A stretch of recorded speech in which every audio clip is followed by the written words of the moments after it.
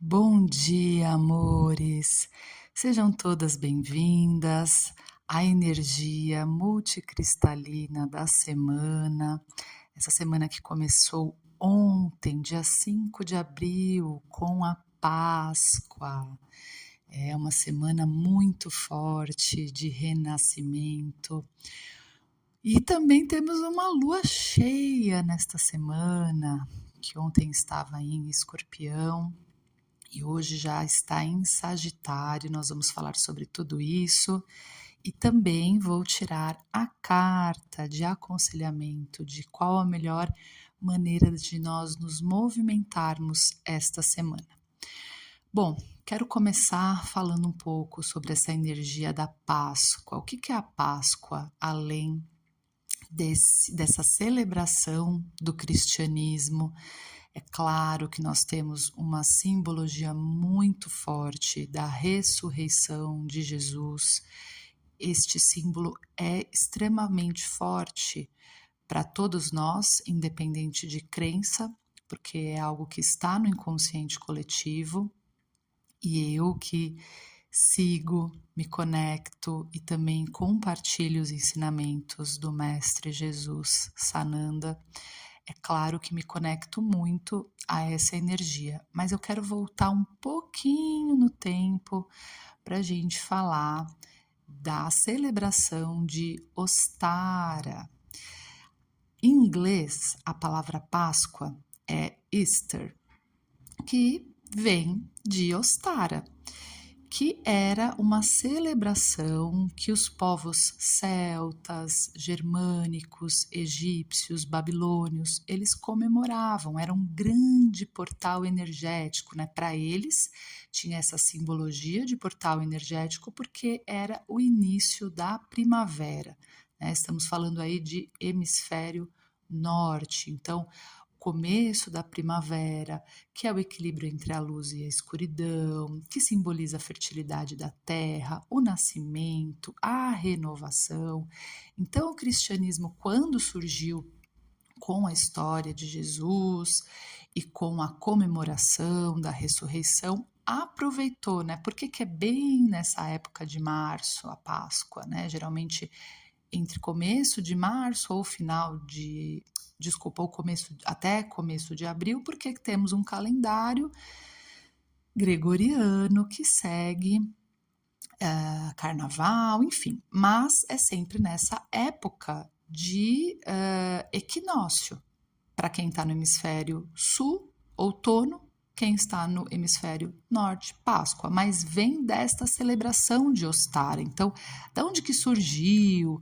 Por que tem ovo? Por que tem a ver coelho, né? Coelho nem bota ovo. Por quê? Porque são símbolos universais. O ovo é um símbolo universal de fertilidade, de nascimento, de renovação. O coelho, que na época era a lebre, é o animal mais fértil que existe na natureza e simboliza abundância, expansão da vida. Então, antigamente, nessa época do ano, eles faziam muitas celebrações, muitos rituais, uma conexão profunda e também transformações internas.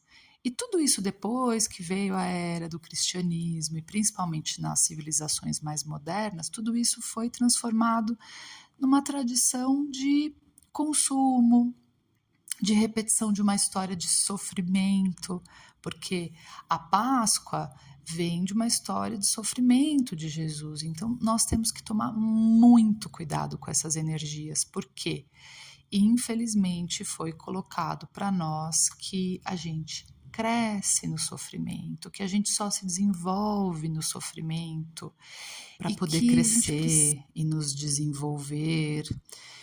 Isso é pesado, porque uma coisa que é natural do ser é que a gente cresça, e no crescimento existe muito desconforto, sim, mas sofrimento é muito mais pesado, principalmente quando está associado ao sofrimento que Jesus teve.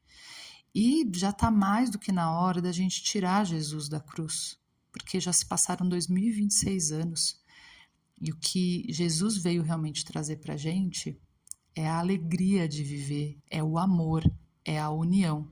E isso é o que menos as pessoas se conectam com a história de Jesus. O que mais as pessoas se conectam é o sofrimento, o pecado original, que Jesus sofreu para nos livrar de todo o mal e tudo mais. E a simbologia que isso ficou para nós, né, de forma até muitas vezes distorcida, isso impede muitas pessoas de crescer de verdade e de se desenvolver. Mas isso também é uma conversa para um outro momento, né, amores? Porque tem muita coisa ainda que eu quero falar para vocês e ainda temos a nossa carta de aconselhamento para essa semana. Então, nós temos precisamos começar a colocar uma energia nesses momentos que são simbólicos e realmente muito importantes de renovação para nós. É uma energia que está realmente no inconsciente coletivo e que nós podemos muito aproveitar pela energia que chega até nós também, para que a gente possa realmente se renovar, para que a gente possa compreender como a natureza. Tudo na natureza morre, se renova e depois nasce, e assim na nossa vida. E muitas vezes nós trazemos muito sofrimento para a nossa vida porque nós não queremos aceitar as renovações. Nós não queremos deixar ir o que é necessário ir para que o novo nasça na nossa vida. Os novos ciclos, as novas oportunidades, as novas relações, os novos projetos. Então, quando a gente fala de renascimento, renovação, sempre vai exigir a morte de algo para que o novo realmente nasça. E isso não precisa, claro, essa é uma fase, né, este momento que a gente fala, essas energias, é muito forte, muito simbólico, porque é o final de um ano astrologicamente, o começo de um novo ano. Então, existem muitas energias novas nessa renovação e que é muito bom que a gente aproveite, porque são energias que chegam dos astros e de outros portais que se findam e que se abrem. Mas na nossa vida nós podemos a qualquer momento renascer.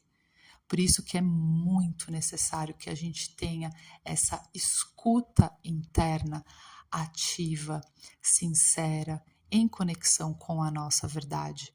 Porque isso é uma das coisas que eu vejo muito, amores, nos meus atendimentos com as minhas alunas. O distanciamento da verdade, a desconexão consigo mesmo é o que deixa vocês perdidas.